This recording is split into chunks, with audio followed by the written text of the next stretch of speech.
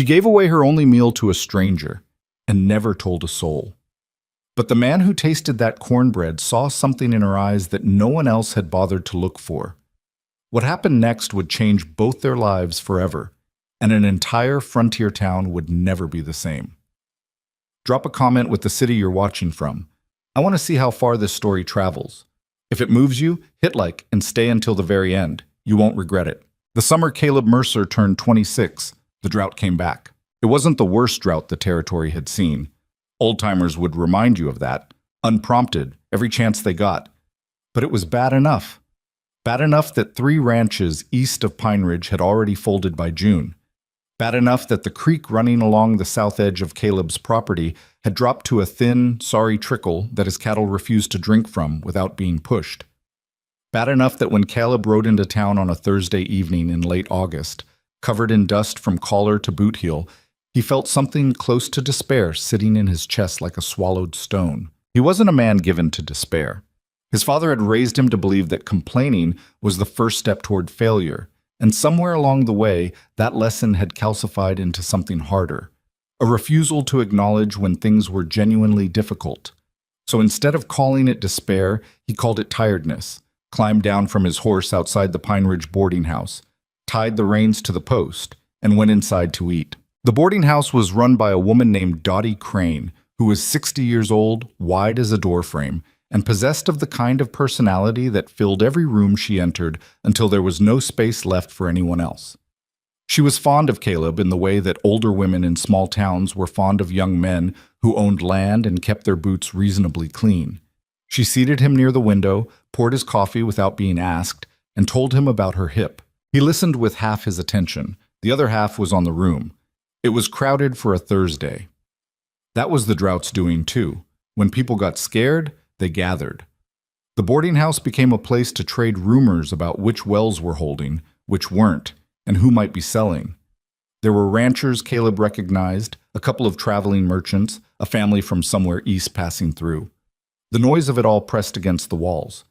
He hadn't meant to watch the kitchen, but there was a door propped open at the back of the room, and through it he could see the stove and the work table.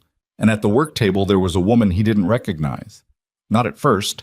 She was slight, dark-haired, maybe 22 or 23, moving with the focused efficiency of someone who had learned very early that stillness cost time she didn't have. She was cutting cornbread into squares, her face tipped down, her expression unreadable. She wore a plain gray dress that had been washed so many times it had surrendered most of its original color. There was a smudge of flour on her left forearm. "Who's that?" Caleb asked. Dottie glanced back. "Who's what?" "The woman in the kitchen." "Oh." Dottie's interest in the subject was visible in how quickly it ended. "That's Mara. She cooks for me. Orphan girl, been here 2 years, something like that. Good worker." Something like that. Caleb nodded and said nothing more about it. The room filled, the supper was served, and Dottie brought him a plate that included a square of cornbread in the corner. He ate the beans first, the salt pork, a piece of boiled potato that had gone slightly soft. He saved the cornbread for last, the way he always had since childhood, the way his mother had taught him without ever meaning to by always making it the best thing on the table. He took a bite. He set the fork down. He picked up the cornbread and looked at it, which was a strange thing to do, and he knew it, but he couldn't help it. Because it wasn't just good cornbread. It was the kind of cornbread that made you think of something specific, a kitchen, a season, an hour of the day. It had that quality that food almost never has, where it doesn't just feed you, but tells you something. He tasted butter, and something faintly sweet, and beneath that a slight smokiness from the cast iron, and the texture was exactly right, dense but not heavy, crumbling only when you meant it to. He hadn't eaten anything that good in years. He wasn't the type to make a fuss about food in public. He'd always thought that kind of thing belonged to city people, the sort who traveled somewhere specific to eat and talked about it afterward at length. But he found himself turning toward the kitchen door and raising his voice over the general noise. "Excuse me," he said. Not loudly, but loud enough. The room didn't exactly go quiet, but the nearest conversations paused. Heads turned. Through the kitchen door he saw the dark-haired woman look up. Her hands went still on the work table. "This cornbread," Caleb said. He held up what remained of it. "Did you make this?" Her eyes moved from his face to the cornbread and back again. There was a wariness in the look, the kind of caution that came from experience, from having learned that when strangers drew attention to you, it was rarely because they had something good to say. "Yes," she said. Her voice was quiet, steady. "It's the best thing I've eaten in a long time," he said. "I mean that. Whatever you put in it, it's something." The room had definitely gone quieter by then. People were looking at her. Caleb was looking at her. And for a moment, just a moment, the guarded expression on her face shifted, and he saw something underneath it that he couldn't quite name. Not pleasure, exactly, or not just pleasure. Something more complicated. Something that looked almost like surprise, the surprise of a person who has received something they had stopped expecting to receive. Then it was gone. She dipped her head. "Thank you," she said, and she went back to cutting. But Caleb sat with the rest of his cornbread and that image in his head, that brief, unguarded moment, and felt inexplicably like he'd just glimpsed something that most people in that room had been looking past for years. He came back the following Thursday. He told himself it was because he needed to talk to Bill Hatcher, who ran the feed store and who was usually at the boarding house on Thursday evenings to argue with anyone who disagreed with him about politics, prices, or the weather. And that was true, more or less. He did talk to Bill. But he also had the cornbread again, and this time he made a point of arriving early enough to watch how the supper service ran.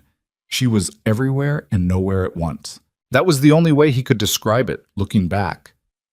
Mara Quinn moved through the work of feeding 30-odd people with a quietness that made her almost invisible, and Caleb had the unsettling sense that this invisibility was not an accident.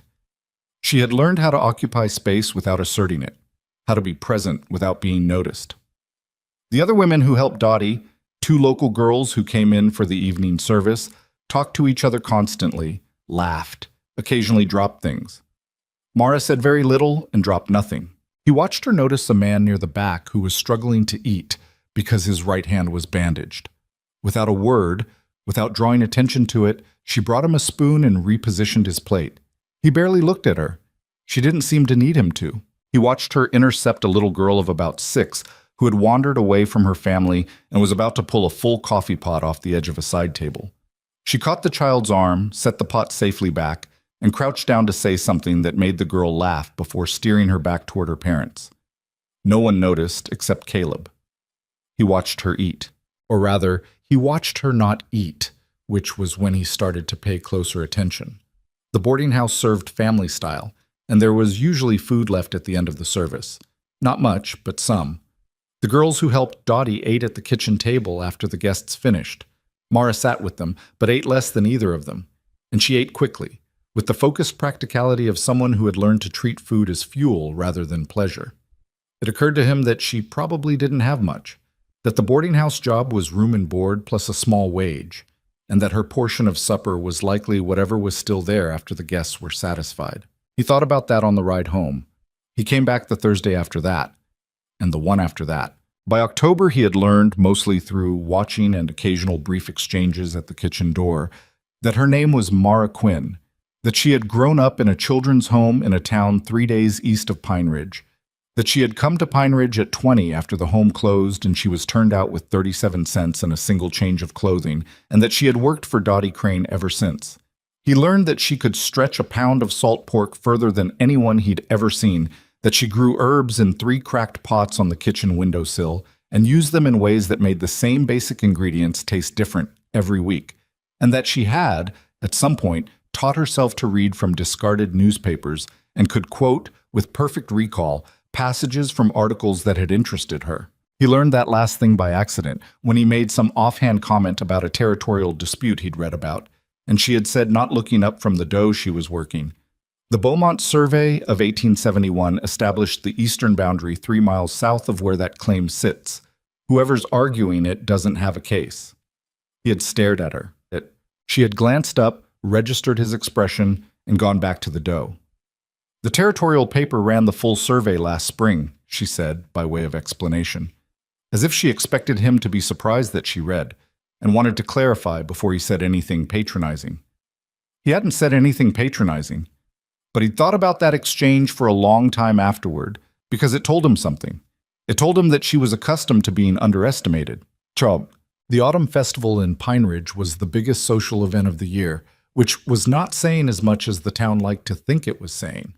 It ran for 2 days in mid-October, with a fiddle band, barrel races for the younger men, a pie contest that 3 women in particular treated as a matter of serious personal honor, and a dance on the second night that started at sundown and went until people either ran out of energy or whiskey, usually in that order. Caleb went because it was expected of him. As one of the larger landholders in the county, his absence would have been noted and remarked upon, and he had enough to deal with without adding that. He wore his better shirt, had a conversation with the county commissioner about water rights that went nowhere, watched the barrel races, ate a piece of pie that came in second place and deserved first, and waited to feel something resembling enjoyment. He didn't, particularly. The dance started.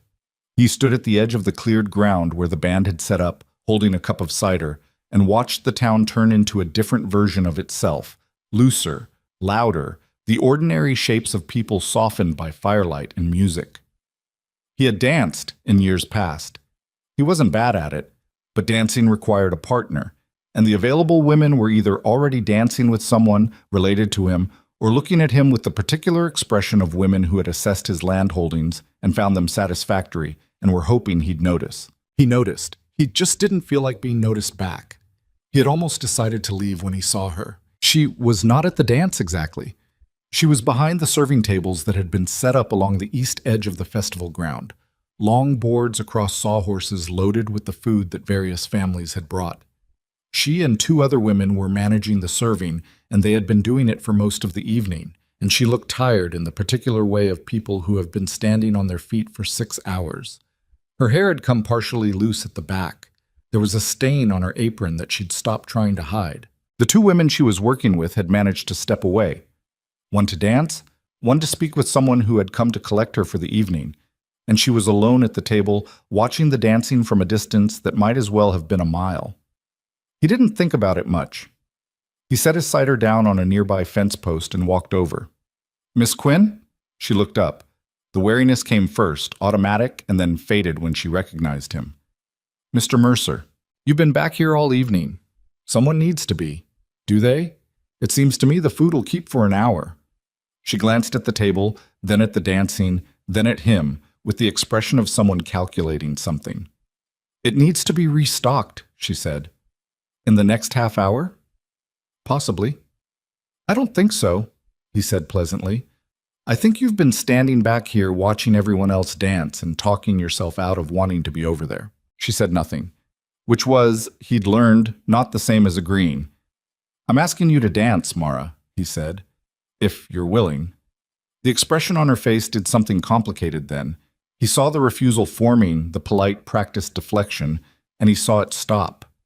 She looked at him for a moment with something he could only describe as searching, like she was trying to find the catch. "People will talk," she said finally. "People talk anyway. That's what people do. They'll say things." "Probably," he agreed. "Does that change whether you want to dance?" A beat of silence. Then she untied her apron, folded it, and set it on the edge of the table.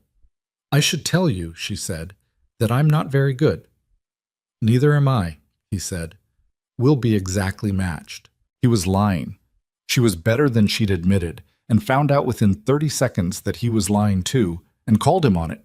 "You said you weren't good," she said, slightly breathless, as he turned her through a fast reel, and he laughed, actually laughed, in a way he hadn't in longer than he could remember, and said, "I said I wasn't very good. That was accurate."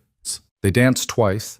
She was light on her feet and picked up the steps quickly, and had a way of moving that suggested she had more rhythm than she'd ever had occasion to use. People did look. He'd been right about that. He caught the eyes of 2 women near the edge of the crowd who were already leaning together to speak, and he looked back at them without changing his expression until they looked away.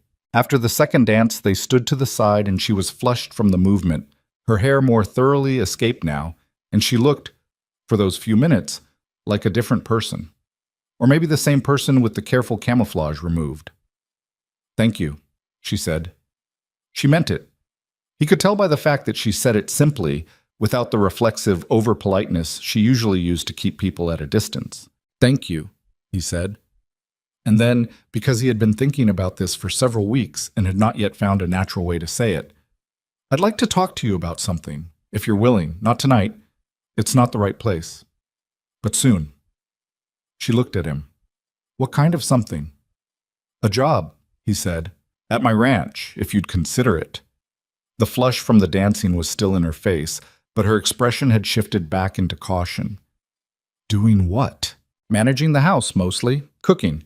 But more than that, too. I've got 4 ranch hands and an operation that's held together mostly by stubbornness and luck, and I could use someone with a good head and good judgment to help me run the household side of things properly." He paused. "I'd pay you fairly. Better than you're making here. And you'd have your own room, not shared." She looked at him for a long time. "Why me?" she asked. And the way she said it, he understood she wasn't fishing for a compliment. She genuinely wanted to know. "Because," he said, "in 6 weeks of watching you work, I have not once seen you do anything stupid. And stupid is a lot more common than people think." She almost smiled. "Not quite, but almost." "I'll think about it," she said. "That's all I'm asking." She said yes 4 days later. She came by the ranch on a Tuesday morning, riding in a wagon she'd borrowed from Dottie's husband, with everything she owned in a flour sack and a small wooden box that she carried down from the wagon herself before Caleb could offer to help. She stood in the yard and looked at the house, which was solid, not grand, the kind of house a practical man built for function first and everything else if there was time. And then she looked at him. "I have some conditions," she said. He had not expected that. "All right. I'll manage the kitchen and the household. I'll answer for what goes wrong in those areas, but I won't be managed in how I do it. If something's not working, I'll tell you. If something is working, I'd appreciate not having it changed for no reason." "Fair enough. And I'll need a budget, not whatever's left after everything else. An actual budget, set at the beginning of the month, so I can plan properly." "Also fair." She regarded him. "You agreed to those awfully fast." "They're reasonable," he said. "Did you expect me to argue?" "Most people would. Most employers would." "Well," he said, "I'm not going to. Are there more conditions?" "Just one." She was quiet for a moment. "I'm not here to be talked about, by you or the hands. If someone has something to say about me or to me, they can say it to my face." "I'll make that clear," he said. "Good." She picked up her flour sack. "Then show me the kitchen." The kitchen needed work, not structurally. It was a serviceable space, well-proportioned, with a good stove and adequate light from the east-facing window. But it had been managed for years by whoever was available to manage it, which meant it had been managed inconsistently, which meant things were stored in ways that made no sense. Tools were missing or in the wrong places, and there were gaps in the pantry that spoke of someone who bought provisions reactively rather than with any planning. She didn't say any of this on the first day. She walked through the kitchen slowly, opened every cabinet, pulled out the pantry contents and looked at them, checked what was stored where and what wasn't stored at all, and wrote things down in a small notebook she kept in her apron pocket. When she cooked supper that first evening, she did it with what was there: salt pork, dried beans, some onions that were just starting to turn and needed to be used. And she made it good anyway, because that was what she knew how to do. The 4 ranch hands, Pete Garvey, the brothers Tom and Danny Aldous, and an older man named Roy Stubbs, who had been with the ranch for 11 years and was generally suspicious of anyone new, ate it without comment, which was the way ranch hands showed approval. Roy ate 2 helpings, which was rarer than comment. Caleb cleaned his plate and said, "That was very good." Mara, who was eating at the far end of the table in the seat she had chosen herself on that first evening and never relinquished, said, "Tomorrow will be better. I needed to see what I had to work with." Pete Garvey, who was 23 and not particularly careful with his mouth, said, "What was wrong with tonight?" "Nothing was wrong with it," she said. "Better and wrong aren't the same thing." Pete looked like he was going to say something else. Roy Stubbs gave him a look that stopped him. Roy was the oldest person at the table and had calibrated something in Mara's manner in those first 90 seconds that Pete would take another 2 weeks to figure out. The garden was the thing that surprised him most. Behind the house there was a kitchen garden plot, or what had once been a kitchen garden plot, before whoever had tended it stopped tending it, probably 3 years before. It was overgrown with weeds, the raised beds collapsed, the soil compacted and pale. He had long since stopped seeing it, the way you stop seeing things that have been broken long enough. She saw it on her third day. He was crossing the yard toward the barn when he caught sight of her standing at the edge of the overgrown plot, looking at it the way he'd seen surveyors look at land they were assessing. Arms crossed, weight back on one heel, eyes moving systematically from one end to the other. "That's not worth dealing with," he said. "The soil's probably too far gone." She looked at him. "No, it isn't. It's been sitting for years. Soil doesn't die in years. It takes a lot longer than that to kill soil properly." She turned back to the plot. "I'll need some things. Straw, if you have it. Compost, if there's any. Fence wire to keep animals out." "You're planning to put work into that?" "I'm planning to put work into having food through the winter that doesn't come entirely out of the dry goods barrel," she said. "It's the same thing." He got her the straw. He got her the fence wire. He watched, on a Sunday when there was a gap in the other work, as she moved through the old beds methodically, pulling weeds with both hands, working around the established plants that had survived by stubbornness, turning the soil with a spade she'd sharpened herself because the one in the tool shed was blunt. Roy came to stand beside Caleb, watching from a distance. "Huh," Roy said. "Yeah," Caleb said. "That plot's been dead since Mrs. Hargrove left," Roy said. Mrs. Hargrove was the woman who'd managed the house 2 managers before Mara, who had lasted 8 months and then departed in circumstances nobody discussed. "Apparently not," Caleb said. Roy was quiet for a moment. "She's not what I expected," he said. He didn't elaborate, but Caleb understood what he meant, because he felt it too. That quality of Mara's that revealed itself gradually, like a landscape emerging from morning fog. You thought you saw the shape of her, and then more would emerge, and then more, until you realized you'd been seeing a much smaller version of the whole. In November, one of the ranch hands found a dog on the East Road, or rather, the dog found them. A half-grown shepherd mutt, ribs countable through its coat, limping on a front leg that had been hurt somehow and was healing wrong. Pete had brought it back to the ranch because Pete was sentimental about animals in the way that tough young men often were and tried to pretend they weren't. He tied it to the fence post near the barn and said it could work cattle once it was healed, as if the dog's presence required practical justification. The dog did not cooperate with this premise. It was nervous around the cattle, terrified of Roy for reasons that suggested its history with older men had not been good, and skittish around anything loud or sudden. Pete's plan for a cattle dog was not going to work out, but the dog, it turned out, took to Mara immediately. Caleb saw it happen. She was coming out of the kitchen door with a pan of scraps for the compost heap, and the dog was in the yard, unattended because Pete had forgotten to retie it. It saw her, went still, watched her with the particular wariness of an animal that has learned wariness as a survival strategy. She saw it, slowed, set the pan down on the step, and lowered herself into a crouch. She didn't reach toward it. She just waited. The dog watched her for a long time. Then it moved a step closer. Then another. She still didn't move. Eventually it came close enough to smell her hand, and she let it. And then slowly, very slowly, she let one finger rest against its nose, and then its jaw, and then the side of its head. The dog's tail, which had been held low, moved once. Caleb, watching from the barn door, felt something shift in his chest. He couldn't have said exactly what. It was something about the way she waited, the patience of it, the understanding that some things come toward you only if you give them the space to do so. She named the dog Pepper, which Pete objected to on the grounds that it wasn't a working name. And she informed him that Pepper wasn't his dog, and therefore his opinion on the name was not relevant, and Pete subsided. Pepper slept in the kitchen.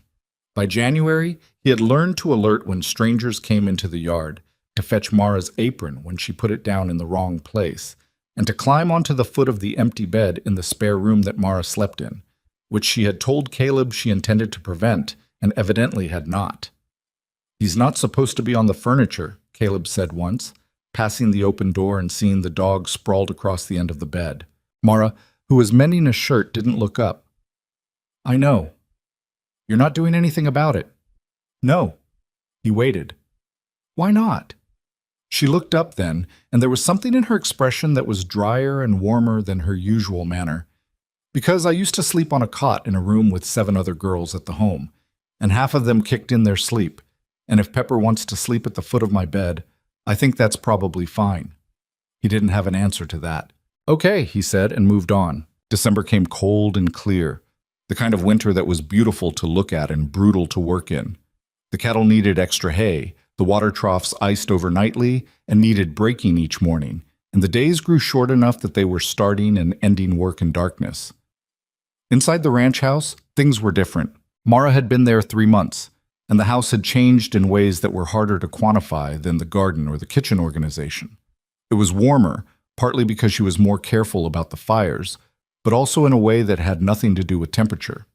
There was food at predictable times. There was order without rigidity. The hands argued less at the table, which Caleb attributed to Roy, but suspected was actually Mara, who had a way of speaking quietly into conflict that seemed to let air out of it before it could fully inflate. He had started watching for her in the mornings. He noticed this about himself and did not particularly like it. Not because it was shameful. There was nothing shameful in noticing that someone's presence had become a fixed point in his day, but because he was aware of the complications. She worked for him. She had come to this ranch in a vulnerable position, without many options, and the last thing a person in that position needed was an employer who had started looking at them with feelings that went sideways of professionalism. He was careful.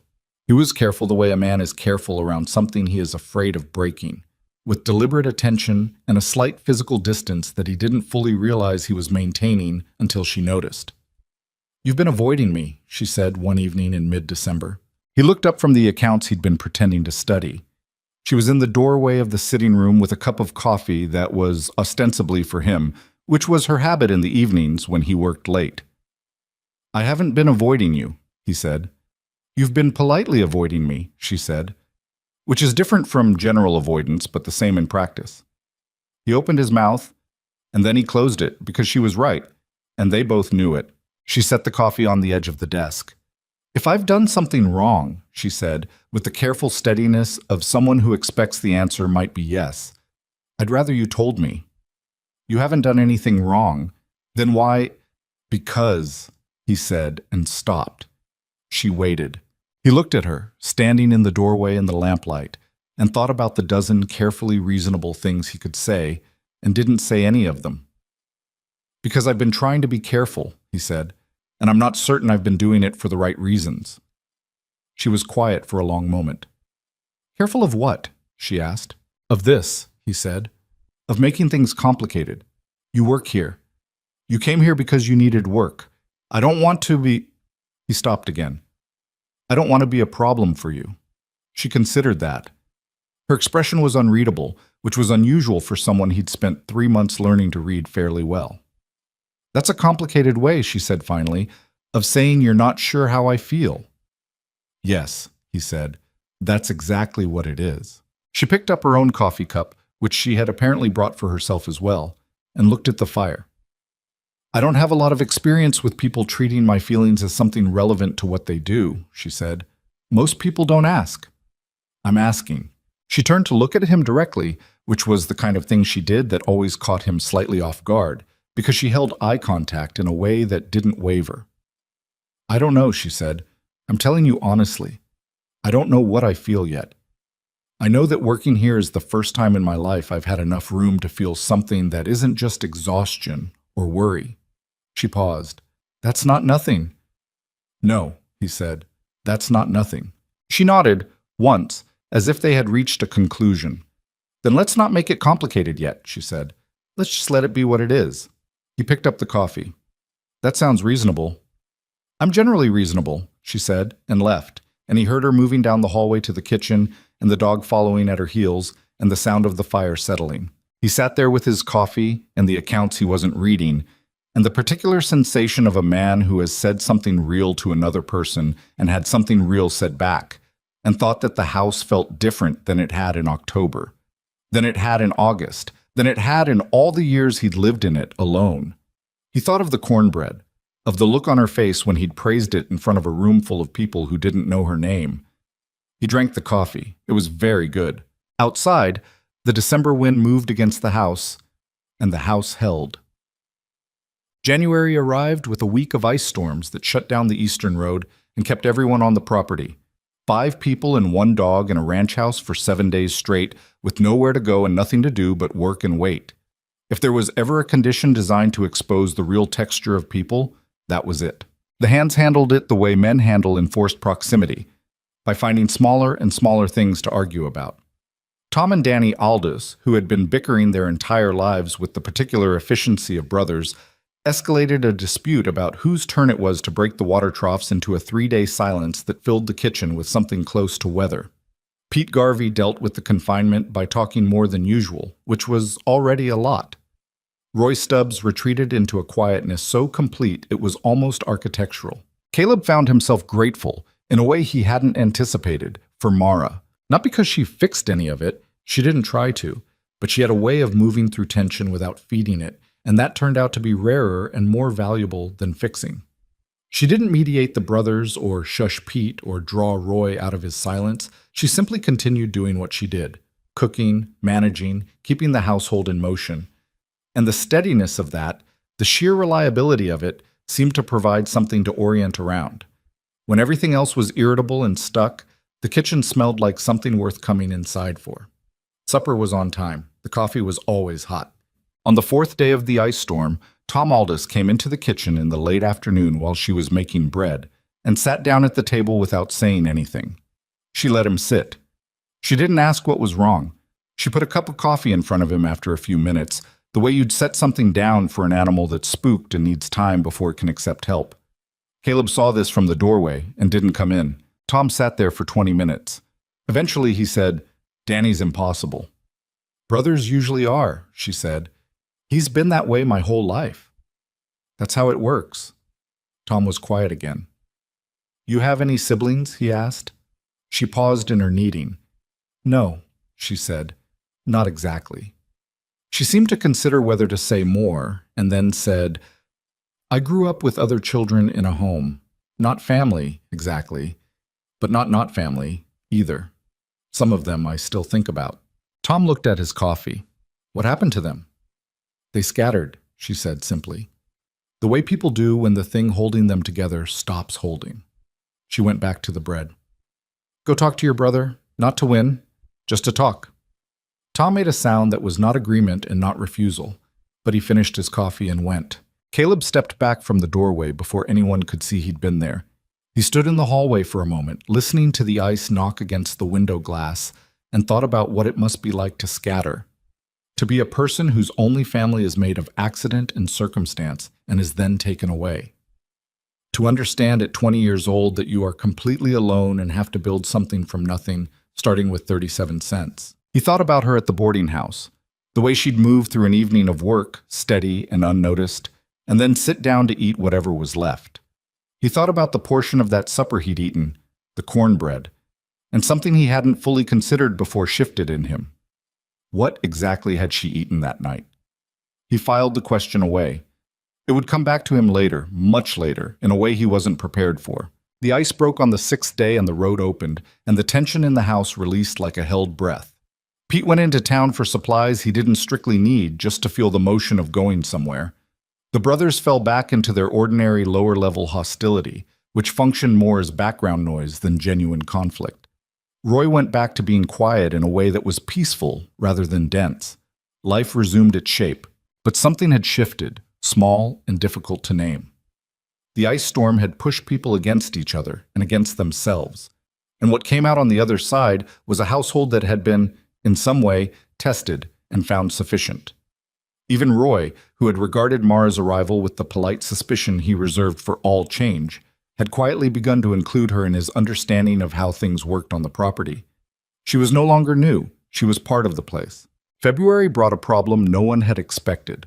One of the cattle, a young heifer at the edge of the herd, had injured her leg sometime during the ice and had been hiding it in the way animals do, until she was limping badly enough that Pete caught it on his morning check. The leg wasn't broken, but it was swollen and hot to the touch, and the nearest animal doctor was a day's ride away and unlikely to make the trip for a single heifer. Caleb was examining the animal in the pen when he heard the gate open behind him and turned to find Mara. She had her coat over her kitchen clothes and Pepper trotting behind her. Pete said there was a hurt animal, she said. Heifer. Legs infected, maybe. I don't think it's broken. She came to the fence and looked at the animal with the same assessing attention she'd given the dead garden. Then she came through the gate, which surprised him, and moved toward the heifer slowly and deliberately, the way she'd moved toward Pepper that first time. She got close enough to crouch down and look at the leg without touching it yet, and the heifer, rather than shying back, stayed still in a way that Caleb's presence hadn't quite achieved. There are poultices, she said, for swelling and heat. I learned them at the home. They use them for people mostly, but the principle's the same. You think that would work on a cow? She stood and looked at him. I think it's either that or the vet in a day and a half, and by then the infection's worse. Do you have any dried yarrow or comfrey? I have no idea what those are. Then I need to look in my herb stores. She patted the heifer's neck once, just once, and came back through the gate. Give me an hour. He gave her the hour. And then he gave her another, because she came back with a cloth soaked in something that smelled of green and earth and applied it to the leg while Pete held the animal still. And she did it without any of the hesitation of someone guessing. She came back twice the following day to change it. By the third day, the swelling had gone down noticeably. By the end of the week, the heifer was walking normally.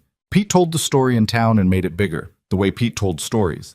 Roy said nothing about it to anyone but asked Mara, with a formality that was his version of vulnerability, whether she knew anything about the joint pain he'd been carrying in his left hand for 3 winters. She said she might. She made him something to soak it in. Mornings, and whether it was the remedy or the ritual or just time, he stopped mentioning the pain. After that, Roy Stubbs would have followed her into a burning building. By spring, the ranch was different. Not dramatically, not in ways you could photograph or put in a ledger, but in the texture of daily life, in the small recognitions between people who have figured out how to work alongside each other without too much friction. The hands had learned Mara's rhythms, that she needed the kitchen clear between 2 and 4 in the afternoon when she did her serious cooking, that she would feed anyone who was hungry if they asked without making a production of asking, that she did not respond well to being startled, and that if she was quiet at breakfast, it meant she was thinking about something and you should let her think. She had learned theirs. She knew Pete needed to be heard before he could listen, that Tom would do anything if you gave him a specific task, but nothing if you left it vague, that Danny worked better alone and should be assigned accordingly, that Roy was the one you went to when something was actually wrong because he would tell you the truth without any of the performance, the younger man added. Caleb she had still not entirely figured out, and he suspected she knew that, because occasionally she would look at him with the focused concentration of a person reading a text in a language they mostly but not entirely knew. He hadn't said anything more about feelings or about December's kitchen doorway conversation. He wasn't sure what to say. She had told him she didn't know yet what she felt, and he was trying to respect that, but respecting it and not thinking about it were not the same discipline, and he was better at the first than the second. One evening in March, he came in late from checking the south fence line, mud to the knee, and tired enough that he was mostly running on stubbornness. The kitchen was quiet. He expected it to be empty. Instead, Mara was at the table with her notebook and a lamp, writing something, Pepper asleep at her feet. She looked up when he came in. There's soup on the stove, she said. You don't need to wait up, he said. I wasn't waiting up. I was writing. She looked at him more closely. You look terrible. Thank you. Sit down. I'll get the soup. He sat because he was too tired to argue, and because being told to sit down and have something to eat was a thing he had not realized until that moment that he had missed for a very long time. His mother used to do it. There was something in that simple domestic instruction, sit, you're tired, there's food, that carried a kind of care that didn't announce itself, that just existed. She put the bowl in front of him and went back to her chair. He ate, and she wrote, and the fire settled, and Pepper's breathing was the primary sound in the room.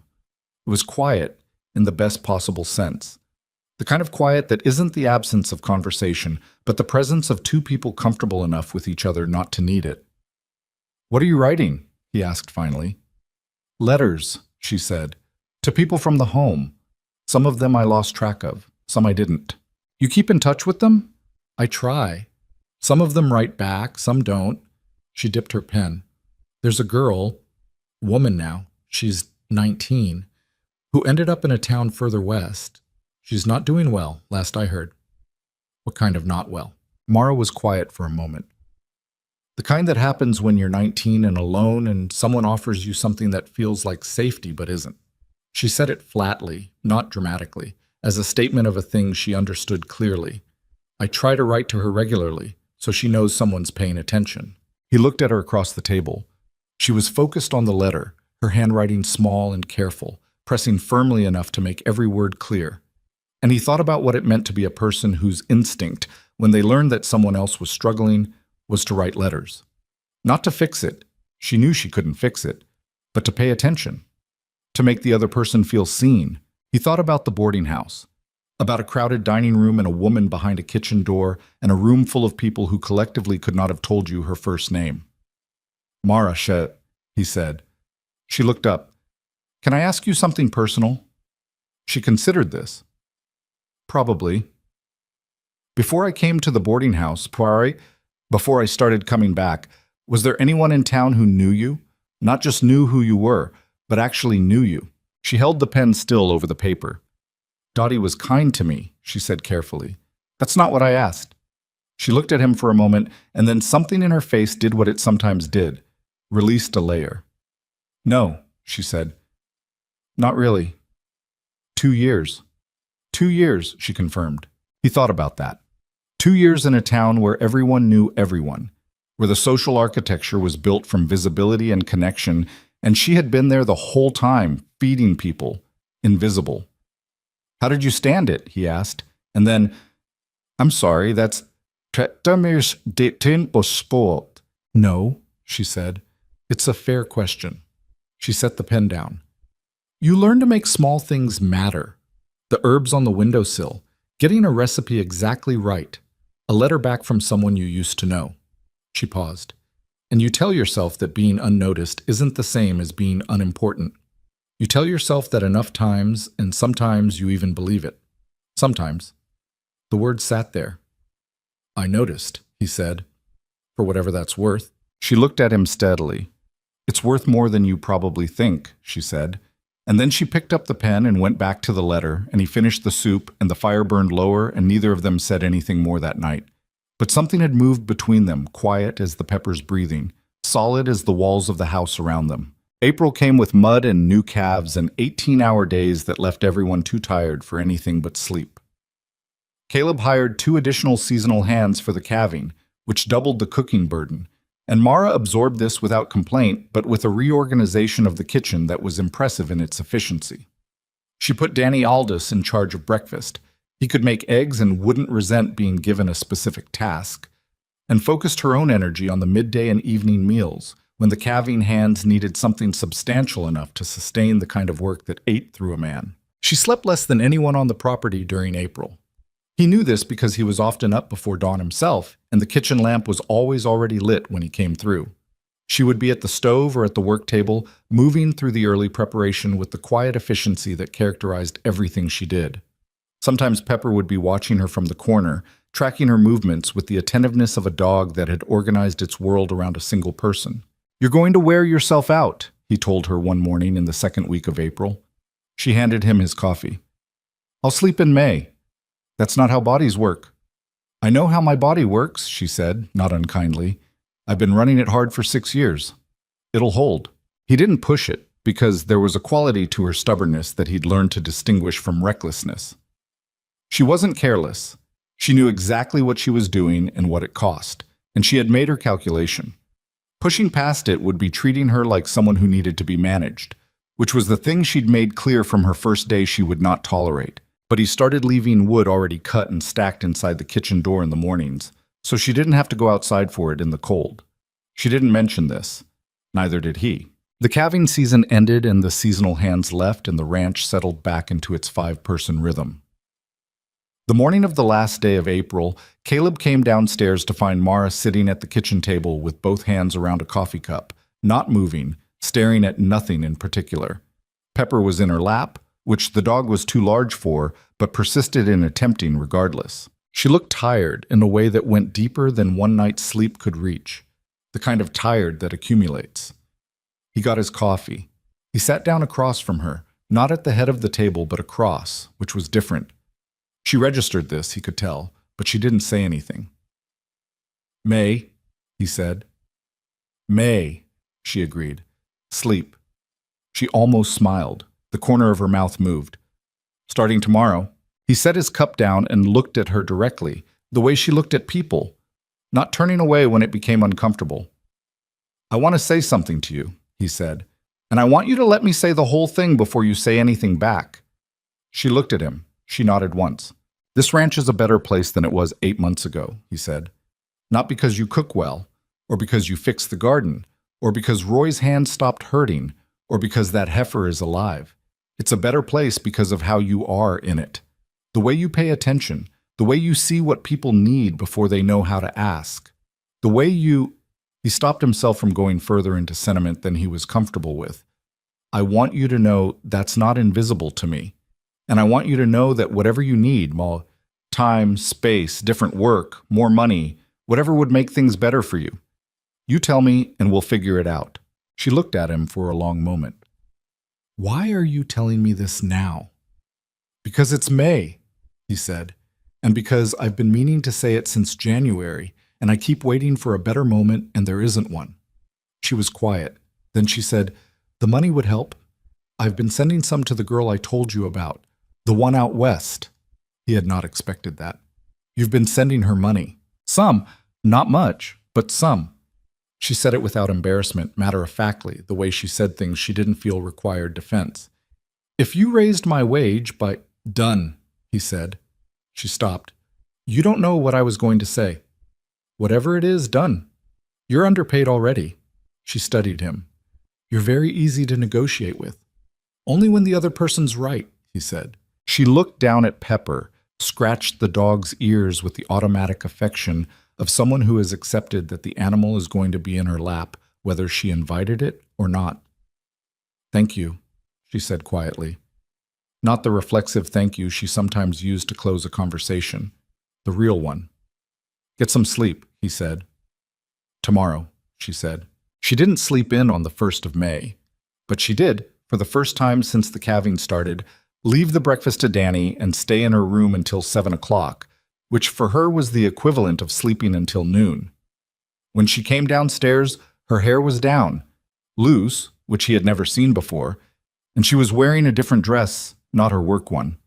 She looked, in the morning light through the kitchen window, like a person who had been given a small piece of herself back. He was at the table with his accounts when she came through. He looked up. She looked back at him. He looked back down at his accounts.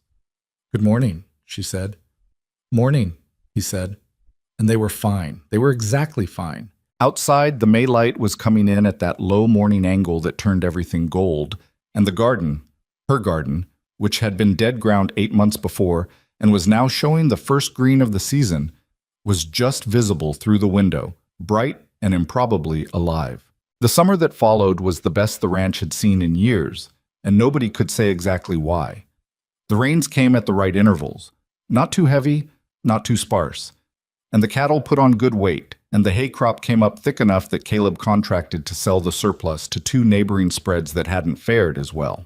By June, the south pasture was green in a way that made Roy Stubbs, who was not a man given to sentiment about grass, stop his horse on the ridge and look at it for a full minute before riding on. But the land was only part of it. Mara's garden had come fully alive by late May, and by June it was producing in earnest. Beans and squash and 3 kinds of herbs, tomatoes climbing the stakes she and Pete had put in during an afternoon that had involved more argument about stake spacing than any reasonable person would have predicted. She had added a row of sunflowers along the east fence that had no practical purpose and that she had planted anyway, and they were tall now, turning their faces in slow daily arcs, and they made the whole yard look like it was paying attention to something. She had started selling excess produce to Dottie Crane's boarding house, which was a thing she'd arranged herself without telling Caleb until after the fact. He'd found out when Dottie mentioned it in passing when he was in town, and he'd come home and found Mara in the garden tying up the bean plants and said, "Dottie tells me you're supplying her kitchen." Mara had glanced up. "The garden's producing more than we can use. It made sense. You could have mentioned it."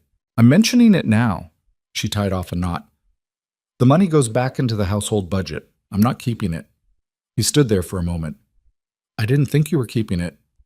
"I know. I'm just telling you where it goes so you don't have to wonder." She moved to the next plant. If you'd rather I didn't, I'll stop. But Dottie was paying more for worse produce from the merchant, and this way she saves money and I use what would otherwise go to waste.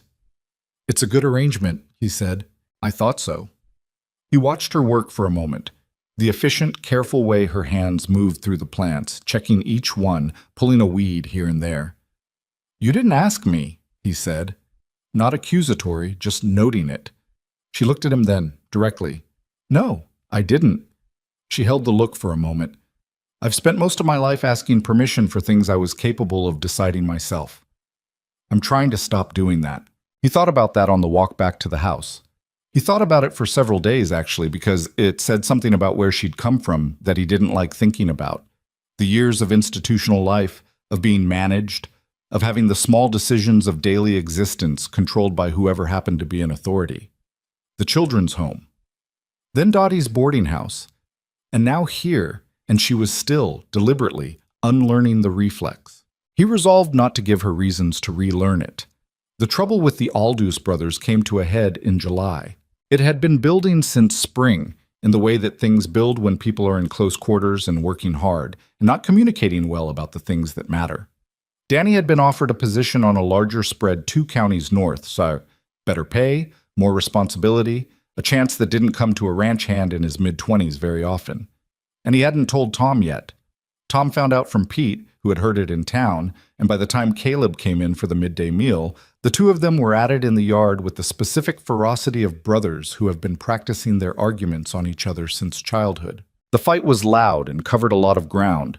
The new job, yes, but also every grievance from the past year and some from before that, and some that seemed to be surrogates for things neither of them knew how to name. Tom's position was that Danny was leaving him. Danny's position was that Tom couldn't stand it when anything changed. And underneath both positions was a fear about what happened to brothers when they stopped being in the same place every day. Caleb stood at the edge of it for a few minutes, trying to decide whether to intervene, which was always the question with the Aldous brothers. Sometimes intervention helped, and sometimes it poured water on a grease fire. He was still deciding when he became aware that Mara was standing beside him. Let them finish, she said quietly. They're going to say things they can't take back. Maybe, she said, but if they don't say those things out loud, they'll carry them for years. She paused. Let them get to the bottom of it. He stayed where he was. The argument ran another 10 minutes and got loud enough that Pepper retreated to the kitchen steps and Roy appeared from the barn to watch from a safe distance. Then it hit its bottom. Tom said something with a cracked quality in his voice that had nothing to do with anger and everything to do with loss. And Danny went quiet, and the shape of the thing changed. Danny left 2 weeks later. His last evening, Mara made a meal that was better than the occasion strictly required. Roast chicken, which was a luxury, and she produced a jar of preserved peaches from somewhere and set them on the table without comment. Danny ate 2 helpings and didn't say much. And at the end, Tom punched his brother on the shoulder in the way that men express things they can't say, and Danny punched him back. After Danny was gone, Tom was quiet for a week. Mara left him alone mostly, except for one evening when she put a piece of pie in front of him without being asked, the kind that was his preference and that she only made occasionally. He looked at it and then at her. How'd you know? He said. Know what? That pie would help. She considered this. It doesn't help, she said. But it's something good in the middle of something hard. Sometimes that's all you can offer. Tom didn't answer, but he ate the pie. The summer also brought Caleb's cousin, a man named Fletcher Mercer, who arrived on a Thursday in August unannounced, which was how Fletcher did everything, with a horse in better condition than his clothes and an opinion about the ranch that he had no qualifications to hold.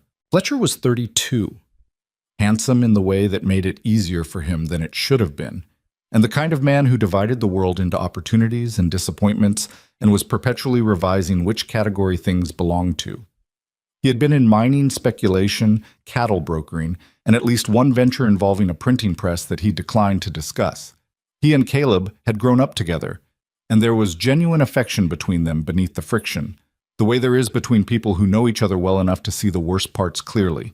He swept into the ranch yard on a Thursday afternoon, shook Caleb's hand with both of his, and began assessing the property with the open, evaluative look of someone doing the math. Caleb watched him do it and felt the familiar, wary affection. You're looking well, Fletcher said. Ranch is looking well. Something's different.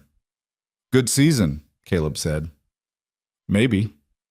Fletcher was still looking around the yard, at the garden, at the clean-swept porch. Who's the woman? Mara had come to the kitchen door at the sound of the horse. She stood there with a dish towel in her hands, taking in the visitor with the quiet assessment she applied to most things. Mara Quinn, Caleb said. She manages the household. Manages the household, Fletcher repeated, as if the phrase contained something more interesting than its surface. He tipped his hat toward her. Fletcher Mercer, Caleb's cousin. I'm the better-looking one. He says that, Mara said, but the hat's doing a lot of work. Fletcher laughed genuinely, which was not something he did easily. He looked at Caleb with an expression that said something Caleb didn't appreciate. I like her, Fletcher said. Don't, Caleb said. Fletcher stayed 4 days. In that time, he managed to eat everything Mara put in front of him with extravagant appreciation, attempt to charm Roy Stubbs into telling him stories about the ranch's history, and fail completely, and have a conversation with Caleb on the second evening that Caleb had been half expecting since his cousin arrived. They were on the porch after supper, the sun going down behind the western ridge, and Fletcher had his boots up on the rail in the way that drove Caleb quietly insane, and he said, She's not just managing the household. Don't, Caleb said again. I'm making an observation, a genuine one. Fletcher looked at the yard, at the garden, at the dog on the steps. This place has a different feeling than the last time I was here. It's not the grass or the cattle. You can feel that someone gives a damn about it. About the whole thing. Caleb didn't say anything. She looks at you, Fletcher said. I don't think she knows she's doing it, but she does. Fletcher, I'm just saying what I see. What you see and what's your business aren't the same thing. Fletcher put his boots down and looked at his cousin. Are you going to do something about it, or are you going to spend another year being carefully reasonable? Caleb looked at the ridge. She works here. I know she does. That's a complication, not a barrier. Fletcher picked up his coffee cup. You're not a stupid man, Caleb. Don't make a stupid decision by making no decision at all. Caleb didn't respond to that. But he thought about it after Fletcher left, riding out on Saturday morning with his good horse and his bad hat and a wave over his shoulder. He thought about it in the way you think about things that someone else has said that you already knew and hadn't allowed yourself to fully acknowledge.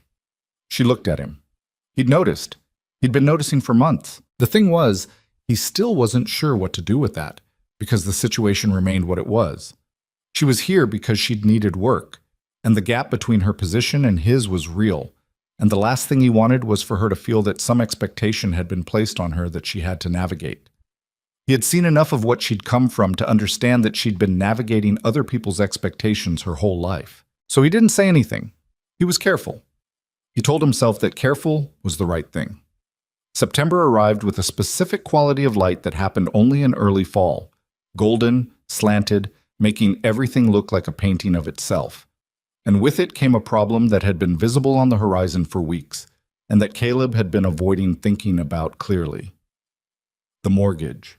His father had taken it out during a bad year, and Caleb had been servicing it since he inherited the property, which he had done steadily and without great difficulty in good years. This year had been good in terms of cattle and hay, but the spring repairs after the ice storm, the additional calving hands, and 3 equipment failures in quick succession had put him in a position where the fall payment was going to be tight. Not impossible, but tight in a way that required decisions. He sat with the ledgers 2 evenings in a row and came up with numbers that he could make work, but only barely, and only if he didn't pay himself anything for 3 months, and delayed 2 purchases he'd planned for the barn. He was on his 3rd hour with the ledgers on the 2nd evening when he heard the chair across the table scrape back and looked up to find Mara sitting down. She looked at the papers. May I? He was surprised enough that he said yes before he'd thought about whether to. She pulled the ledger toward her and read it with the same focused attention she brought to everything, her finger tracking down the columns. She was quiet for several minutes. Your hay sale, she said. You contracted 2 spreads? Yes. At what rate? He told her. She looked at the ledger again. If you went to the Hendersons, she meant a family 5 miles west, decent people with a small operation who had been struggling. They'd need hay too, probably more than they could afford from the merchant. If you offered them a rate between what you contracted and what the merchant charges, they could afford it and you'd still come out better than carrying the excess. He looked at where she was pointing in the ledger. She was right. It was a gap he'd looked past because he'd stopped his calculations at the existing contracts. Also, she said, the food budget for the past 3 months has had a line item for salt pork that we've been consistently underspending because I found a better source in town. I've been logging it, but I don't think you've looked at that column. He looked at that column. There was a meaningful amount sitting there, accumulated over 3 months, that he had not registered. Why didn't you say something? He asked. I thought you knew, she said simply. I assumed you checked the detail columns. I checked the totals mostly. I see that now. She said it without reproach. She pulled a blank piece of paper toward her and wrote 3 numbers on it. If you do the Henderson deal and redirect this surplus, you can make the payment and keep your barn purchases. Not comfortably, but you can make it work. He looked at the numbers. He looked at her. Where did you learn to read ledgers? She was quiet for a moment. I kept the books at the children's home for 2 years, she said. When I was 16, the administrator figured out I could add faster than he could. It wasn't the most exciting thing I've ever done, but it turned out to be useful. It did, he said. She pushed the ledger back toward him. The Henderson deal. Do you want me to speak to them? I know Clara Henderson from the farmer's market. She'd be easier to approach than going through him directly. He opened his mouth and then paused. Would you want to do that? She met his eyes. I'm suggesting it, so yes. He realized he'd been about to say something along the lines of, you don't have to, which was a thing people said to women in 1878 to make their offers feel optional and therefore smaller. He caught it. Yes, he said instead. I'd appreciate that. She spoke to Clara Henderson the following week at the market. The deal was struck before Caleb had finished loading the wagon. Henderson himself came by the ranch the following Thursday to shake Caleb's hand and ended up staying for coffee, during which Mara sat at the kitchen table and said almost nothing while Henderson talked. And when he left, Caleb noticed she'd refilled the man's cup twice and directed the conversation, subtly and without anyone noticing, away from 2 subjects that were visibly making the older man uncomfortable. You do that on purpose, Caleb said after Henderson's wagon had cleared the yard. Do what? Move conversations.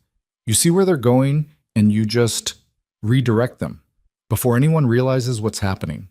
She washed out the coffee cups. I learned it at the home, she said. When one of the children was about to say something that would get them in trouble, you learned to redirect. He thought about that, about a 16-year-old girl keeping books and managing conversations and making herself useful in every way available to her, and doing all of it in service of other people, and growing up in the process without anyone particularly noticing that she was doing so. You ran that place, he said. She set the cups on the shelf. I helped run it, she said. There's a difference. There might not be as much difference as you think. She turned and looked at him, and for a moment something moved in her expression. Not discomfort exactly, but the expression of a person being seen in a way they haven't learned to receive yet. She looked away first. The Henderson deal was the right call, she said, returning to the practical. The fall payment will be fine. The fall payment will be fine, he agreed. She moved to the door, then she stopped, her hand on the frame, her back still to him. Caleb, she said. She almost never used his first name. He noticed every time. Yeah, he said. I'm glad I came here, she said. Quiet, direct. The way she said things she meant fully. I want you to know that. He held very still. I'm glad you did too, he said. And then, because it needed to be said and he was tired of finding reasons not to say it, more than you probably know. She didn't turn around, but he saw her breathe, one deliberate breath in and out. Then she walked down the hallway toward the kitchen, and he heard the stove door open and the particular sound of her adding wood to the fire the way she always did in the early evenings, building it up for the hours ahead. Outside, the September light had gone fully golden, and the sunflowers along the east fence were turning for the last time in the season, and the ranch sat in the late afternoon of a good year looking like something a person could believe in. October came back around, and with it the 1-year mark of Mara's arrival at the ranch, though neither of them mentioned it directly. The way you sometimes don't mention things that feel too significant for casual acknowledgement. The town had noticed her by then. Not all at once, not dramatically, but in the way small towns notice things eventually, through accumulation. The Henderson deal had circulated, because Henderson himself had mentioned it to enough people that the story developed its own momentum. The surplus produce she'd been supplying Dottie had made her name familiar among the women who ran kitchens. And the festival was coming again, the second one since Caleb had crossed that cleared ground and asked her to dance. And this time, when Mara arrived with Caleb in the hands, nobody acted like they'd never seen her before. Clara Henderson found her within 10 minutes and pulled her into a conversation about winter squash storage. Two women from the church auxiliary, who would not have known her name a year ago, greeted her by it. Pete, watching from nearby with a cup of cider, leaned toward Roy and said, "It's different this year." Roy, who had thought so since August, said nothing. Caleb watched her move through the social landscape of the festival with the same focused attention he'd brought to watching her work for a year. She was not a natural at parties. She didn't have the fluid ease of people who had grown up surrounded by social occasions. But she was genuine, and people responded to that in ways they couldn't always explain. She listened when others spoke. She remembered things. She asked questions that made people feel their answers mattered. She still ended up near the serving tables at some point in the evening, which was habit more than necessity. Her hands needed something to do at crowded events. But this time Clara Henderson came and stood beside her, and they talked for half an hour side by side, and it looked like something that had always been there rather than something new. Caleb danced with her twice again. She was better this year, or more accurately, she let herself be better, which was different. The first time she'd held something back, some last layer of caution. This time, she didn't. She let the music move her the way it wanted to, and she laughed once at something he said, a real laugh, head back slightly, and he felt it land somewhere in the center of his chest and stay there. Afterward, walking back toward the hitching post where their horses were tied, she said, "It's different here this year." "I noticed that too. People know my name," she said. Not with vanity, more like someone checking whether something they'd been told was true. "They do," he said. She was quiet for a moment. "I don't entirely know what to do with that." "You don't have to do anything with it," he said. "It's just true." She looked at him sideways. "You made that happen," she said. "Not me." "No," he said. "You made it happen. I just noticed you first." She didn't answer that, but she didn't look away either, and they stood there for a moment in the dark beside their horses, the music still going behind them and the fire throwing orange light across the edge of the festival ground, and something between them that had been patient for a long time was running out of patience. He said, "Mara." "I know," she said. "I haven't said anything yet. I know what you're going to say." He looked at her. "What am I going to say?" She turned toward him fully. In the firelight, her face was serious, the way it got when she was paying close attention to something that mattered. "You're going to say that you have feelings for me and that you've been careful about it and that you want to know if I feel the same way and that whatever I say, you'll respect it." She paused. "Am I wrong?" "No," he said. "That's more or less it." "Then I'll save you the trouble." She held his gaze. "I do. Feel the same way. I have for a while." She said it plainly, without softening it or dressing it up, the way she said everything she meant. "I was waiting to be sure it was real and not just—" She stopped. "Not just what?" "Not just gratitude," she said. "Not just relief at having somewhere to be. I've been careful about the difference." He nodded slowly. "And you're sure now?" "I'm sure," she said. "I've been sure since May, if I'm honest. I just needed to know it wasn't going to leave."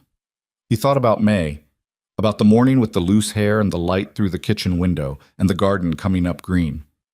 "It's not going to leave," he said. She breathed out. "Okay," she said. "Okay," he said. They rode home with the hands, nothing outwardly changed, everything inwardly rearranged. Pete was telling a story about something that had happened at the barrel races. Tom was half asleep in his saddle. Roy rode ahead as he always did, his horse knowing the road by memory. Mara rode beside Caleb, and occasionally, on the straight flat sections where the road was wide enough, their horses moved close enough that their knees almost touched. Almost. The gap was small and neither of them closed it yet, but both of them knew it was there. November was not kind. It started with a letter. Mara got it on a Tuesday, brought in with the weekly post from town, and Caleb knew something was wrong before she said a word because of the way she stood at the kitchen table after opening it, very still, the letter in both hands. "What is it?" he asked. She set the letter down. "The girl I told you about," she said. "Out west. The one I've been writing to." A pause. "She died." He didn't say anything immediately because there was nothing immediately useful to say. He came and stood beside her at the table. The letter was in a handwriting he didn't recognize. Someone else writing on behalf of the situation, relaying what had happened. He didn't read it. It wasn't his to read. "What was her name?" he asked. "Lena," she said. "Lena Marsh. She was at the home the last 2 years I was there. She was 12 when I left." Her voice was steady in the way that voices get when the person has decided to keep them that way through force of will. "She was 19. He put his hand on the back of her chair.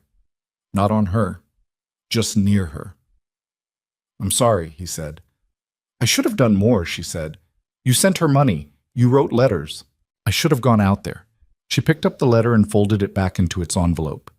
"I kept thinking I would, when I had enough saved. When the timing was better." She stopped. The sentence didn't need finishing.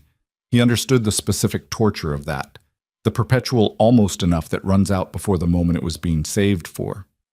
"You couldn't have known," he said. "No," she agreed, "but I knew she needed more than letters." She put the envelope in her apron pocket, and that was how she carried it for the rest of the day. In her pocket, close, the weight of it something she seemed to feel she owed. She cooked supper, she ate, she answered when spoken to, adequately. She was not, to any outside eye, dramatically different, but the light behind her face was off in a way Caleb could see because he'd been looking at her face for a year. After supper, when the hands had gone to the bunkhouse and the kitchen was cleaned, he found her on the back porch in the cold, sitting on the steps with Pepper pressed against her side and her arms around the dog. He brought 2 blankets, kept one, put one around her shoulders without asking.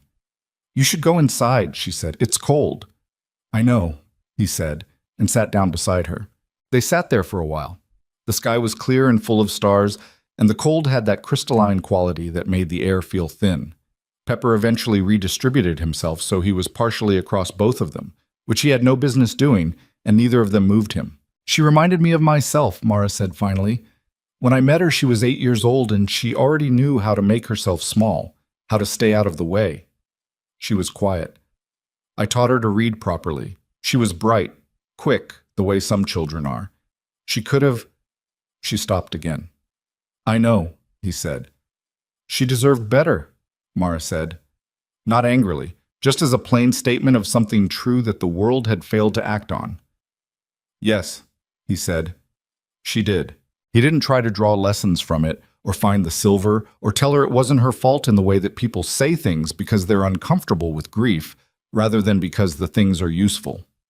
He just sat there in the cold with her while the stars wheeled overhead and Pepper breathed heavily across their laps, and that was enough. Sometimes enough was all there was. She leaned her head against his shoulder sometime after midnight. She didn't do it dramatically, didn't announce it. She was simply there, her temple against the edge of his shoulder, her breathing gone slower and deeper, and he stayed perfectly still so as not to disturb it. They sat there until the cold became too serious to ignore, and then they went inside. Nothing was said about it. Nothing needed to be. December came and the ranch prepared for winter, with the particular focused industry of people who knew what winter cost and respected it accordingly. The firewood stacks were high this year, higher than the year before. The root cellar was full. The garden had been put to bed properly, the beds mulched and covered. The cattle were in better condition than they'd been in years, which Roy noted in his quiet way by not complaining about them, which was as close to praise as Roy got regarding anything with 4 legs. The hands felt it, that the ranch was going into winter from a position of adequacy rather than scramble. Pete was easier in his temperament. Tom, still adjusting to his brother's absence, had settled into a quieter version of himself that was not worse, just different. Roy was Roy. And Caleb was different. He knew it, and he suspected other people knew it, though none of them would say so because they weren't the type. He spent more evenings in the sitting room now, and Mara often worked there too, her mending, her letters, her reading. They had discovered, over the course of the fall, that they were capable of spending long hours in the same room without talking and finding it comfortable rather than tense, which was a thing that sounded simple and wasn't. He read. She wrote. The fire did its work. Pepper occupied whatever space was available. They talked too. Real conversations, the kind that went somewhere.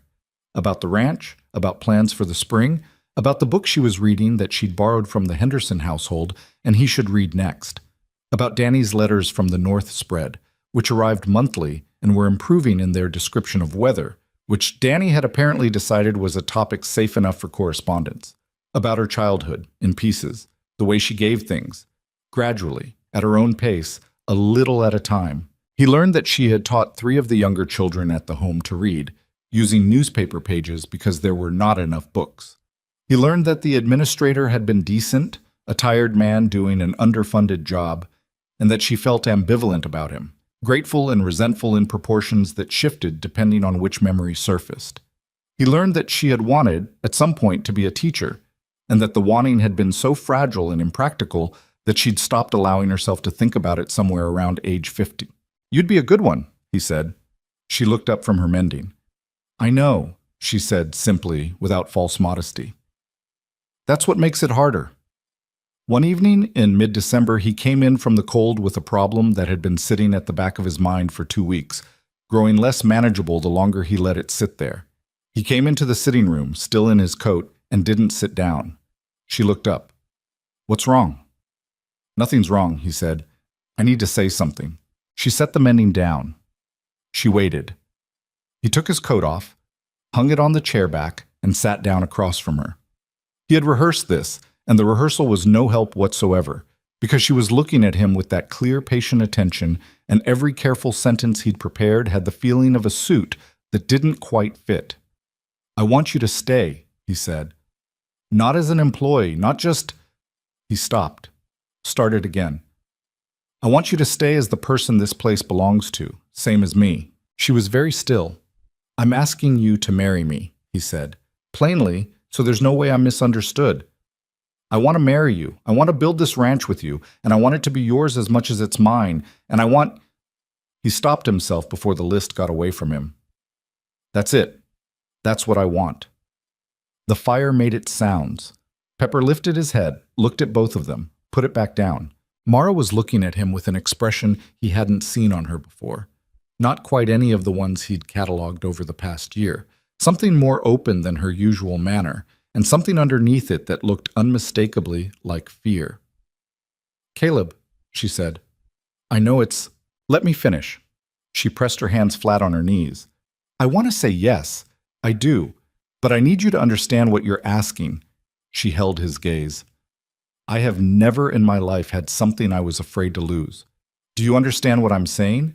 I have made it through every bad thing by telling myself that what I didn't have couldn't be taken from me."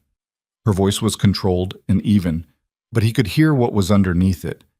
"If I say yes and this goes wrong, it won't be like losing a job. It won't be like losing anything I've lost before." "I know," he said. "I don't think you do," she said. "I don't think you can, entirely, because you've had things to lose your whole life and you know how to carry that. I don't." She looked at the fire for a moment. "I'm afraid," she said. "I want you to know that I'm afraid, and that me being afraid doesn't mean the answer is no. It just means I'm telling you the truth about where I am." He leaned forward, elbows on his knees. "The answer can wait," he said. "I'm not asking you to decide in the next 5 minutes. I needed to ask." She looked back at him. "I know," she said quietly. The clock on the mantel measured out the silence between them, and it was not uncomfortable. It was the silence of 2 people sitting with something real, which is different from every other kind of silence. Pepper got up, walked in a slow circle, and settled back down against Mara's feet, which was where he always ended up. "Ask me again in the morning," she said finally. He blinked. "What?"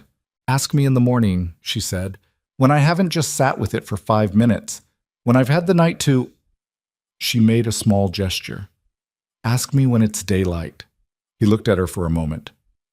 "All right," he said. "All right," she said. She picked up her mending. He picked up his book. The fire burned. Neither of them read or sewed a single thing for the remainder of the evening, but they sat there anyway, and the house held them both in the particular way it had been doing all year. Imperfect, solid, real. He was up before dawn. That wasn't unusual. He was always up before dawn, had been since he was 12 years old, and his father started waking him for the morning chores with the understanding that the ranch didn't wait for anyone's sleep schedule. But this particular morning he was awake before the alarm of habit, lying in the dark with his eyes open, listening to the wind move around the corners of the house and thinking about whether asking again in the daylight was going to feel as clear as it had felt the night before. It did. That was the thing. He'd half expected the night to complicate it, to lie there reviewing the risks, the complications, the 100 reasonable arguments for caution, and instead he'd slept better than he had in weeks. Whatever happened this morning, the asking had been right. He was sure of that in the uncomplicated way he was sure of very few things. He dressed, went downstairs, and found the kitchen already lit. She was at the stove. Of course she was. Pepper was at her feet, and the coffee was made, and the smell of something baking had already reached the hallway. She heard him come in and turned, and she looked like she hadn't slept particularly well, which he noticed without remarking on. She poured him coffee. He took it. They stood on opposite sides of the kitchen in the early morning quiet, the way they'd stood in this kitchen dozens of times over the past year, and it was familiar and also not familiar at all. "Good morning," he said. "Morning," she said. He set the coffee down. "Mara." "Yes," she said. He stopped. "I haven't asked yet." "I know." She turned back to the stove, checked whatever was baking, closed the oven. Then she turned to face him again, her arms crossed over her apron, her expression serious and also somehow settled, the way she looked when she'd made a decision and was done arguing with herself about it. "I've been awake since 3 o'clock, she said. "I've had a lot of time to think." She paused. "The answer is yes. I want you to know it's not because I'm afraid of going backward. It's because I actually want this." That took me a while to be able to say, but it's true. He looked at her across the kitchen. "Okay," he said. "Okay," she said. "That's—" He stopped. He'd had things to say, and they had left him entirely. "I had a speech." The corner of her mouth moved. "How long was it?" "Moderately long." "You can tell me later," she said. "Right now the biscuits need another 10 minutes, and Roy will be in here in 20, and I'd rather not explain to him why you're making a speech at 6 in the morning." He laughed. He hadn't expected to laugh. It came out of him genuine and easy, the kind of laugh that happens when relief and absurdity arrive at the same moment. And she watched it happen with an expression that was fond and slightly surprised, as if she hadn't fully anticipated what it would look like when he was simply happy. "Later then," he said. "Later," she agreed, and went back to the biscuits. And he drank his coffee, and when Roy came in 20 minutes later, he found them both at the table in what appeared to be ordinary morning silence, and understood, in the way that old men who have been paying attention their whole lives understand things, that something had shifted. He poured his coffee and sat down and said nothing, and that was how the three of them had breakfast on the morning that changed everything, eating biscuits that were very good, while the December light came up slow and gray over the eastern ridge. The telling happened in pieces over the following days. She told Roy first, not because she planned to, but because Roy asked her directly, standing in the yard on a Tuesday with his hat in his hands, which was Roy's version of formal. He said, "I heard something," and she said, "Probably true." And he nodded once, replaced his hat, and said, "Good. That's good," and went back to the barn. And that was the entirety of Roy's response to the news that would reorganize the household he'd lived in for 11 years. Pete's response was the opposite of Roy's. He made noise about it for the better part of an afternoon, cycling through enthusiasm. Several questions that were none of his business and that Mara declined to answer, and a complicated emotion that was partly genuine happiness and partly the dawning realization that things were going to change in ways he hadn't yet mapped. Tom shook Caleb's hand at supper that evening with a gravity that was touching in someone his age, and then shook Mara's hand too, which made her look slightly startled, and then Tom turned red and sat down. Fletcher sent a letter from wherever he currently was that said, in its entirety, "I told you so. Congratulations to you both. Don't invite me to the wedding unless there will be good food." Mara read it and said she supposed she liked him, and Caleb said that was the correct amount to like Fletcher. The wedding was set for February, which gave them 2 months and was not quite enough time, but they didn't want to wait longer, and February was the month when the ranch work was lightest, which was the most practical consideration and the one they both, being who they were, weighted heavily. Mara wrote letters to Clara Henderson, to people in town she'd come to know, to the 2 or 3 women from the children's home she'd stayed in contact with over the years. There was a woman named Sister Agatha who had been the home's cook and who had taught Mara to make cornbread, among other things, who wrote back within a week to say she was coming if she had to walk. She didn't have to walk. She arrived 3 days before the wedding on a mail wagon, 71 years old, shaped like a barrel, and possessed of the kind of personality that made rooms feel smaller. She took one look at Caleb, said, "You'll do," and went inside to critique the kitchen arrangement, which she did thoroughly and without apology. Mara followed her through this assessment with an expression on her face that Caleb had not seen before. Younger, somehow. The expression of someone who has been returned, briefly, to an earlier version of themselves. Sister Agatha had clearly occupied a specific and irreplaceable role in her formation, and watching Mara with her, Caleb understood something he hadn't fully understood before, that the absence of family doesn't mean the absence of people who shaped you. It just means those people are harder to find and further apart, and you carry them differently. "The herb storage is wrong," Sister Agatha announced from the pantry.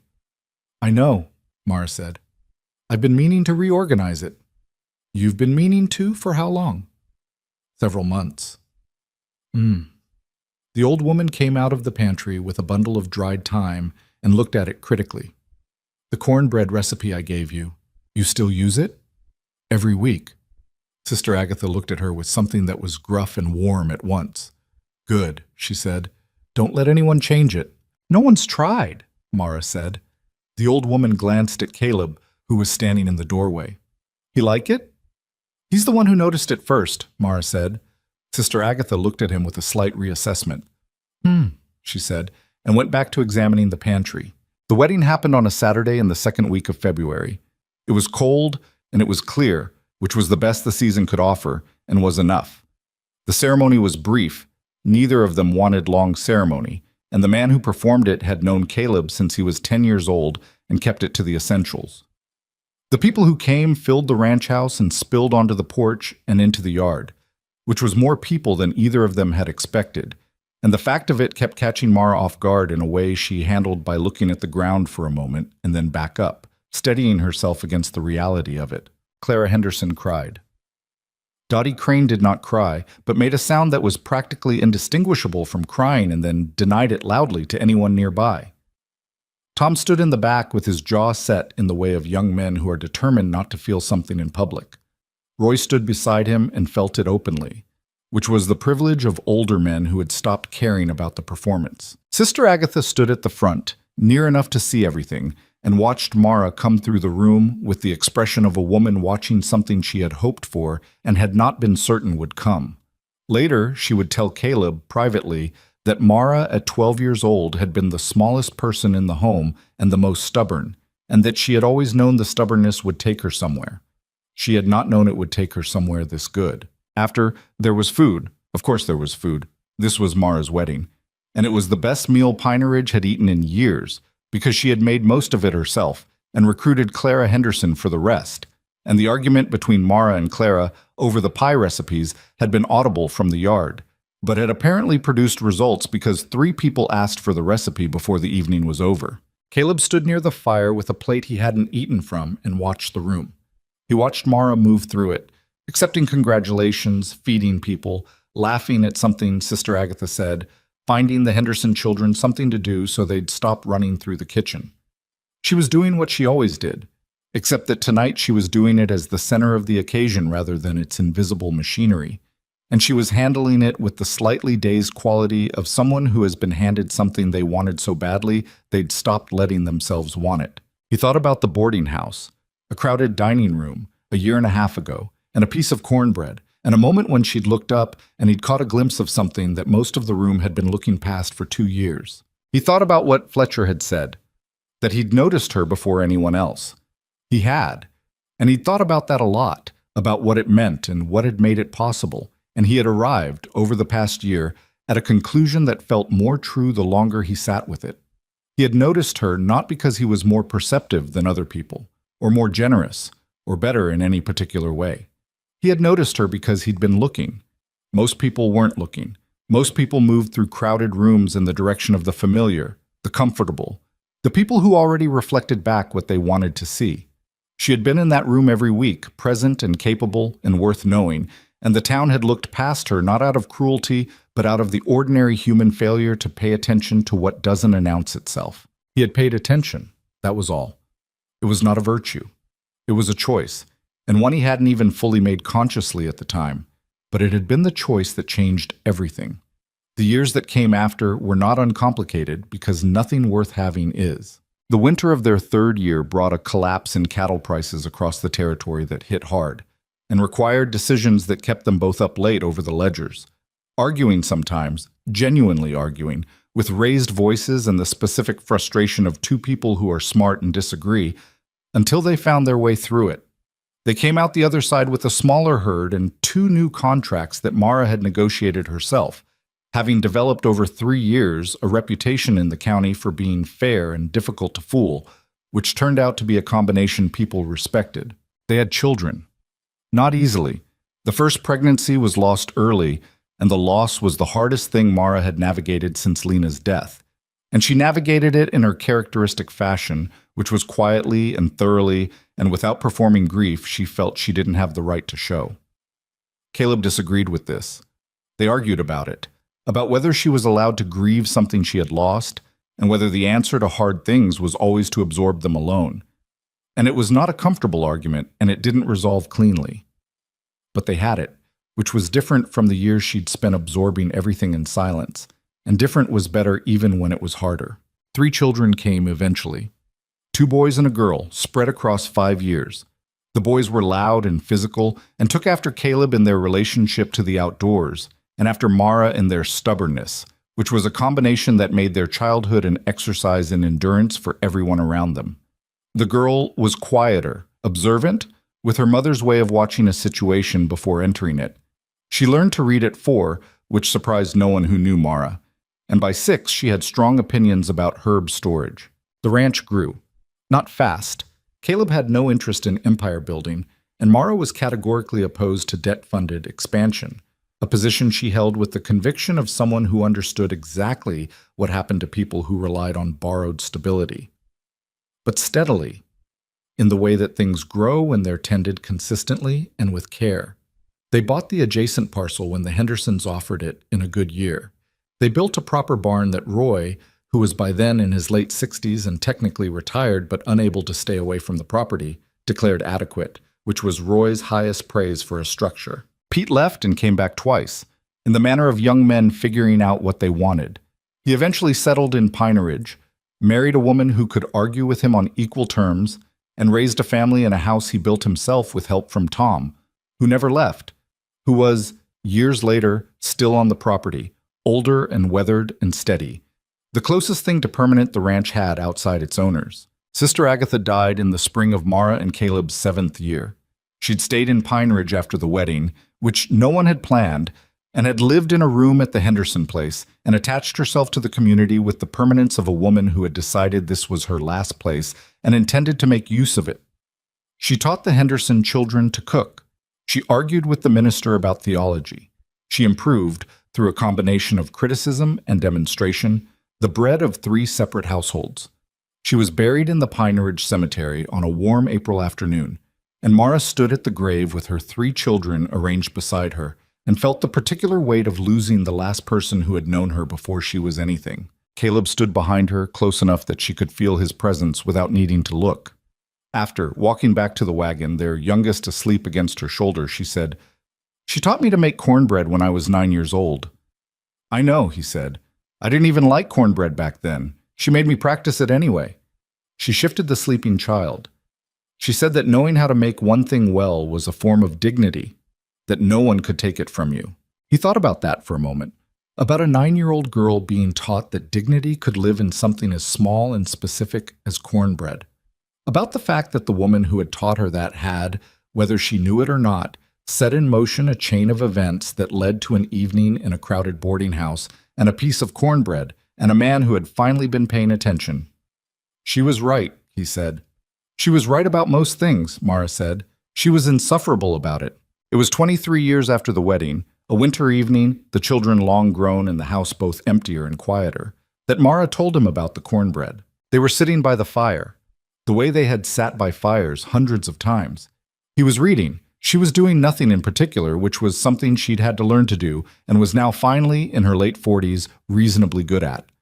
Pepper had been gone for years, replaced by 2 subsequent dogs who were currently asleep on the rug with the commitment of animals who had never in their lives felt the need to justify their comfort. She said, out of the ordinary quiet, "I need to tell you something."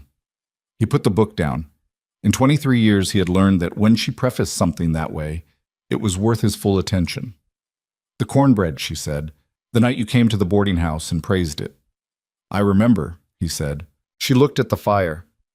"That piece was my supper," she said. "I had made 1 extra square. I counted wrong, or I was tired, I don't remember. And I'd set it aside because I was hungry and I knew there might not be anything left by the time the service ended." She paused. "Dottie's husband came in late and there wasn't enough for him and I gave him mine." She said it simply, without drama. "That was the piece you ate. I went to bed hungry that night." He was very still. She turned from the fire to look at him. Her expression was clear, a little wry, the expression of someone who has carried a small private thing for a long time and has finally decided it can be put down. "I never told you because I was embarrassed," she said. "I didn't want you to think I was angling for sympathy. And then later I didn't tell you because it felt like something that had happened to a different person and I didn't want to go back to her." He thought about that evening, the crowded dining room, a young woman in a gray dress moving through the work of feeding strangers, a square of cornbread in the corner of his plate that had been, without his knowing it, the only food she had that day. "You went hungry," he said. "I went hungry," she confirmed. "It wasn't the first time. It wasn't the last, for a while." She paused. But that particular night was different, because a stranger noticed, and he wasn't unkind about it, and he wasn't performing it. He just said the true thing in front of everyone. He looked at her across the firelight. 23 years, 3 children, 1 ranch, expanded and repaired and argued over and loved. A life built from a single square of cornbread that had belonged to her and that she had given away without being asked. "I owe you a piece of cornbread," he said. She laughed. Actually laughed. The full laugh. The one he still felt in the same place in his chest that he had felt it the night of the first autumn festival when she'd let herself be free for 20 minutes. "You've made it up to me," she said. "Several thousand times over." "Still," he said.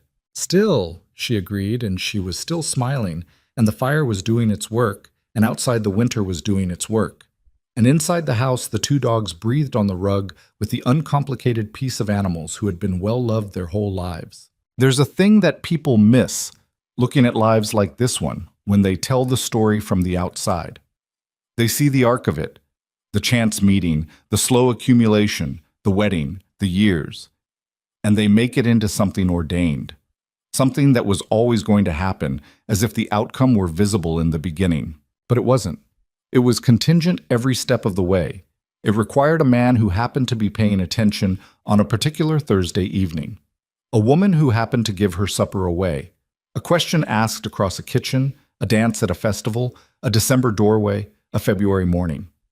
Any of those things, timed differently or received differently or not happening at all, and the whole structure fails to build. What held it together was not fate. It was 2 people, both shaped by loneliness in different ways, who had learned, one from abundance that felt empty, one from scarcity that required invention, that the thing underneath everything else, the thing that made the difference, was whether you were willing to look. Really look. At a person, at a piece of cornbread, at the small and unannounced things that carry the most weight. Mar had spent 20 years being overlooked by people who were not unkind, just inattentive. She had made her life in the gaps of other people's attention, building dignity out of herbs on a windowsill and letters to people who might not write back, and one recipe she had practiced until she could make it without thinking. Caleb had spent 26 years building something solid that still felt, in a way he couldn't name, like it was missing its essential thing. He had land and work and reputation. He did not have anyone to see him. Not the real seeing, the kind that goes past the surface of what a person presents to what they actually are. They gave each other that. Not perfectly, not without friction, not without the ordinary failures of two people living closely over decades, but genuinely and consistently, and with the particular attention of people who understand from experience what it costs to go unseen. The cornbread sat in the story the way small things sit in real lives, unassuming, easy to overlook, carrying everything.